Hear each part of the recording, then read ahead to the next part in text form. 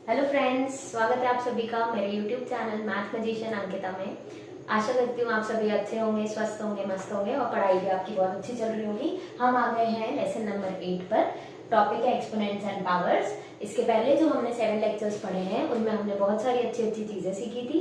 Basic सीखे हैं, laws of exponents कैसे लगाते हैं क्वेश्चंस में वो सीखे थे, कुछ एडवांस लेवल के क्वेश्चंस भी करे थे। और आज मैं ये 2 क्वेश्चन लेके आई हूँ आपके। अभी तक हमने जो बेस लिया था वो हमेशा एक होल नंबर रहेगा था या फिर इंटीजर होता था, ठीक है। लेकिन अभी जो मैं नंबर लाई हूँ ये हमारा एक रैशनल नंबर है, ठीक है। तो इस टाइप के क्वेश्चन थोड़े न्यू है, पहली बार अभी मैं करवा रही हूँ इसी लेक्चर में, तो आप को आशा करती हूँ अच्छे से समझ आएगा, ठीक है। चलिए तो हम स्टार्ट करते हैं। जो लोग सीधे इस वीडियो में आ गए हैं उनसे मैं रिक्वेस्ट करूंगी कि आप प्लीज पीछे के भी 7 वीडियोस देख लीजिए। बेसिक से स्टार्ट करेंगे तो आपको बहुत हेल्प मिलेगी, ठीक है। चलिए तो हम पहला क्वेश्चन करते हैं। देखिए आप इधर हम देख सकते हैं बेस है 3/5, बेस है 3/5, बेस है 3/5। तो इसको कुछ अलग नहीं करना है, ऐसे इसको अलग पावर दे दे, इसको अलग, ऐसा कुछ भी नहीं करना है, क्योंकि हमें बेस सब जगह 3/5 दिख रहा है, कॉमन बेस दिख रहा है, तो हमें बेस को बिल्कुल भी डिस्टर्ब नहीं करना है, ठीक है। हम सिर्फ पावर से डील करेंगे। चलिए तो पावर से डील करने के लिए हमें कौन सा लॉ लगाना होगा? जब बेसिस सेम हो और बीच में मल्टीप्लिकेशन हो तो पावर को ऐड कर दीजिए। सिंपल सा लॉ है, हमने पढ़ रखा है कई बार, मैंने ये सेम चीज रिपीट की होगी, अभी तक तो आपको याद हो गई होगी। चलिए तो ये क्या कर देंगे हम 5n + 4, ठीक है, सही है, will be equal to 3/5 raise to the power 2n + 7, ठीक है। पावर में क्या है, अननोन है, इस सबसे देख के नहीं डरना है, हमें सिर्फ जो लॉज हमने पढ़े हैं वो चाहे पावर अननोन हो चाहे पावर कांस्टेंट हो, लॉज हमेशा सेम ही लगाने हैं, ठीक है। चलिए तो अब यहाँ पर हम लिख लेंगे हमने कौन सा लॉ यूज किया, ये चीज किस लॉ को यूज करके आई, तो उसका लॉ था a to the power n into a to the power n gives a to the power n + n, ये लॉ यूज किया था, ठीक है। चलिए अब आगे आते हैं। अब क्योंकि हमारे, देखिए मैंने पिछले वीडियो में आपको सिखाया था अगर बेसिस सेम हो जाए तो पावर्स को सिंपली इक्वेट कर दीजिए, करेक्ट। तो अब हम यहाँ पे लिख सकते हैं इक्वेटिंग द पावर्स। अगर आप चाहें तो ये लिख सकते हैं स्कूल एग्जाम्स में, इक्वेटिंग द पावर्स, ठीक है। इक्वेटिंग द पावर्स से हमें क्या मिलेगा, 5n + 4 से बराबर हो जाएगा 2n + 7। अब देखिए अब ये किसका क्वेश्चन बन गया, linear equation in one variable का। अब हम ट्रांसपोज करना सीखेंगे। चलिए तो अगर ट्रांसपोज आपको ऑलरेडी आता है तो आपने अभी तक आंसर निकाल लिया होगा, जिनको नहीं आता है वो इधर सीख सकते हैं। देखिए 5n इधर है LHS में, इसको यही रहने दीजिए, 2n इधर आएगा तो साइन चेंज होता है, अभी 2n ऐड होगा तो अब सब्ट्रैक्ट हो जाएगा। अब देखिए सॉरी 7 है, 7 यही रहेगा, 4 को हम इधर लेके आ रहे हैं ना, ये 4 है और प्लस के साथ है तो यहाँ आके माइनस का 4 हो जाएगा। चलिए 5n में से 2n गया तो 3n बचता है, 7 में से 4 गया तो 3 बचता है, तो इससे हमें क्या आंसर मिल जाएगा, n will be equal to 3/3, that is n is equal to 1, ये हो जाएगा हमारा आंसर, ठीक है। अब मैंने आपको पिछले वीडियो में सिखाया था आप n को क्या कर सकते हैं, यहाँ पुट करके देख सकते हैं।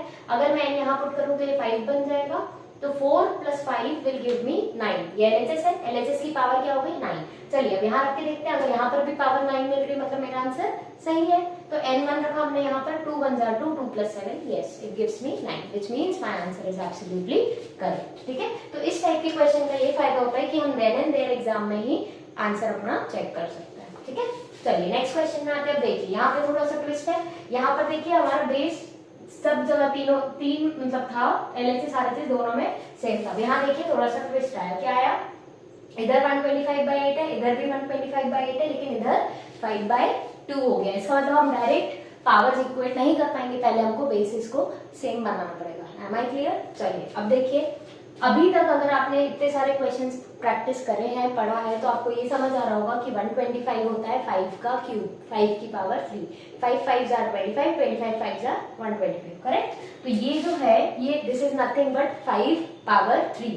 Similarly, 8 is what? 2 × 2 4, 4 × 2 8. So 8 is what? 2 raised to the power 3. तो अब एक बात बताइए, मैं एक स्टेप लिख रही हूँ, आप समझ के बताइएगा कि आपको समझ आया कि नहीं। मैंने इसको लिखा 5/2 पूरे की पावर 3, इस चीज को मैंने ये लिखा और इस पूरे की पावर 5।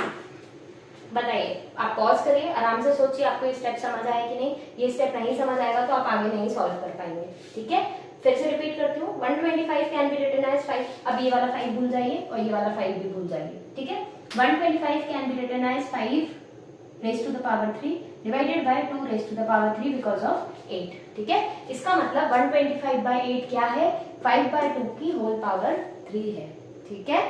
चलिए ये वाला लॉ हमने पढ़ा था, अगर आपको याद हो तो a upon b whole raise to the power n gives a to the power n divided by b to the power n। अगर आपको याद होगा तो आपने पढ़ा होगा ये पावर जैसे मल्टीप्लिकेशन में अलग अलग हो जाते हैं वैसे डिवीजन में भी अलग अलग हो जाते हैं, करेक्ट। तो हमने यही किया। अभी इसका फिलहाल हमने यूज नहीं किया है, अभी तो हमने सिर्फ प्राइम फैक्टराइजेशन का यूज किया है, जिससे हमें पता लग गया कि 125 5 की पावर 3 है और 8 2 की पावर 3 है, ठीक है। चलिए अगले स्टेप में आते हैं। अगेन ये बदला तो है नहीं, 125 बाई 80 है, तो हम इसको अगेन क्या लिखेंगे 5/2 whole raise to the power 3 whole raise to the power n, correct. इस चीज को हमने वापस ये लिख लिया 5/2 होल टू द पावर 3 और ये n था तो n को तो वापस लिखना ही पड़ेगा। चलिए अब ये किसके बराबर हो जाएगा 5/2 रेज टू द पावर 18 के बराबर, करेक्ट। अब देखिए, अब यहाँ पे नोटिस करिए ये भी 5/2 ये भी 5/2 ये भी 5/2, इसका मतलब मेरे बेसिस सारे सेम हो गए। जो क्वेश्चन जो यहाँ पर हो रहा था बेसिस सारे सेम थे, वो अब हम यहाँ तक पहुंच गए, ठीक है। चलिए अब इसको थोड़ा सिंप्लीफाई कर लेते हैं। अभी इस फॉर्म में तो नहीं यूज कर सकते, तो सिंप्लीफाई करने के लिए अगेन हम लॉज का यूज करेंगे। क्या लॉ यूज होगा बताइए आप, 5/2 3 multiply 5 15 multiply 5/2 3 multiply n is 3n is equal to 5/2 whole power 15, ठीक है। अभी तक आपके दिमाग में लॉ की घंटी बज जानी चाहिए थी कि कौन सा लॉ लगा है, तो आप बोल रहे हैं ma'am a to the power m whole raise to the power n gives me a to the power m into n, power के ऊपर पावर गेट्स मल्टीप्लाइड। ये सारी लाइंस आपको अभी तक रट गए होंगे मेरे ख्याल से, अगर आपने मेरे सारे वीडियोस देखे होंगे तो। बेसिस सेम है, बीच में मल्टीप्लिकेशन है तो पावर गेट एडेड, बीच में बेसिस सेम है बीच में डिवीजन है तो पावर गेट्स सब्ट्रैक्टेड। एक और मैं ये बहुत फ्रीक्वेंटली वाला स्टेटमेंट बोलती हूँ, पावर के ऊपर पावर गेट्स मल्टीप्लाइड। तो ये तीन लॉ ही अगर आपको एकदम मुंह ज़बानी रट गए तो आपको उतने में ही बहुत सारे क्वेश्चंस बन जाएंगे। चलिए आगे करते हैं। अब तो सिंपल लॉ देखिए वाला लगेगा, when bases are same and multiplied so powers are added, correct. तो अब क्या हो जाएगा देखिए 5/2 whole raise to the power 15 plus 3n 15 plus 3n ये gives me what 5/2 whole raise to the power 80। अब इसमें कौन सा लॉ लगा है, चलिए लॉ लिखते हैं। तो अभी तक आपको आइडिया होगा a to the power m into a to the power n gives a to the power m plus n, correct. यही लॉ लगाया हमने। चलिए अब बस इक्वेटिंग द पावर्स यहाँ लिख लीजिए, इक्वेटिंग द पावर्स। अब हम क्या पहुंच गए, इक्वेटिंग द पावर्स कब करना होता है, जब LHS और RHS दोनों तरफ सिर्फ एक ही बेस बचे, ठीक है। यहाँ डायरेक्टली हम इक्वेटिंग द पावर नहीं कर सकते इस स्टेप में। जब एक बेस इधर बचे और एक बेस इधर, इधर मतलब LHS और RHS में, तब we can equate the powers. अब इम्प्लाइड दैट बेसिस सेम होने चाहिए, ठीक है। अगर मैं 5/2 की जगह 2/5 कर दूं तो आप ये नहीं कर सकते कि पावर्स को इक्वेट कर देते हैं। दो कंडीशन चाहिए, बेसिस सेम होना चाहिए पहली कंडीशन, और दूसरी कंडीशन क्या कि LHS और RHS में एक ही बेस होना चाहिए। एक ही बेस मतलब एक ही ऐसा होना चाहिए, ठीक है। चलिए तो क्या हो जाएगा बताइए 15 प्लस 3n गिव्स 80। अब 3n को यही रहने दीजिए, 15 को उधर ले जाइए तो क्या मिलेगा 3n इज इक्वल टू 3, है ना।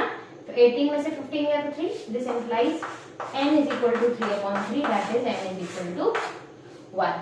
तो कोइंसिडेंटली इधर भी n 1 आ रहा है, इधर भी n 1 आ रहा है। अगर आप चाहें तो यहाँ रख के देख सकते हैं।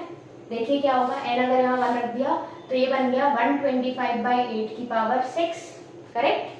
अब सुनिए, अगर मैं ये 125/8 को क्या लिख दूं 5/2 की पावर 3, तो ये कितना हो जाएगा 5/2 की पावर 3 और मल्टीप्लाई n की वैल्यू आ गई 1, तो कितना हो जाएगा 3 इंटू 6 18। तो देखिए ये आ जाएगा 5/2 की पावर 18। अब देखिए यहाँ से जब हम चेक कर रहे हैं तो हमें बेसिस सेम चेक करना है। हम ऐसे नहीं चेक कर सकते कि इधर 125/8 को बेस मान रहे हैं और इधर 5/2 को बेस मान रहे हैं, ठीक है। अगर आपको चेक करना है, जब आप n उठा के यहाँ रखेंगे तो आपको दोनों तरफ बेस सेम करना होगा, तभी चेक हो सकता है, ठीक है।